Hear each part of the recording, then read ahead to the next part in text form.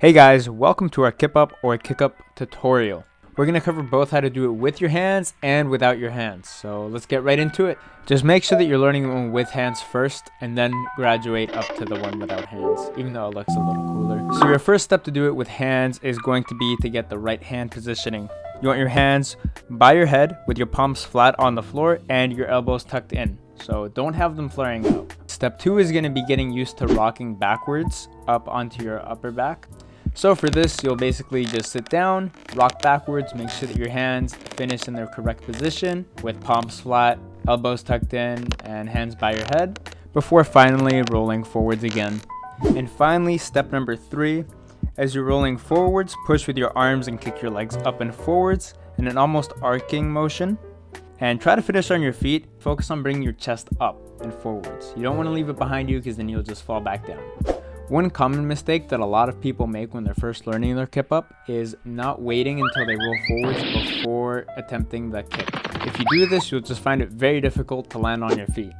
Another really common mistake is kicking too far forwards instead of kicking up as much. You might be able to land this one, but it's not going to be as consistent. You'll probably land it very low and it just won't look very cool at all. And that's kind of one of the biggest reasons to do a kip up is just, it looks cool. You fell down, gotta flex a little bit to stand up, Make sure you're kicking up nice and high and doing a nice big arc. If you're having issues with this in particular, just think about driving your toes up and forwards, and then near the end, try to really extend your hips forwards, almost like you were doing a bridge.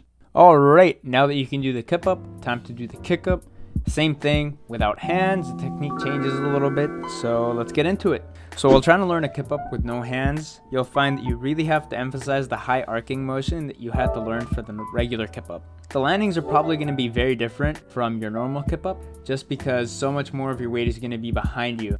To start learning this, you can just start by doing your regular kip ups and then focus on using your hands less and less as you get better and better at it. By tucking your knees in tighter as you roll backwards, you can add even more power to your kick, making it easier and easier to land. Once you've practiced kipping up while using your hands as little as possible, and you feel yourself barely using your hands, then you're ready to try doing one without your hands at all. You want to practice getting as high off the ground as possible because this will make your landing easier.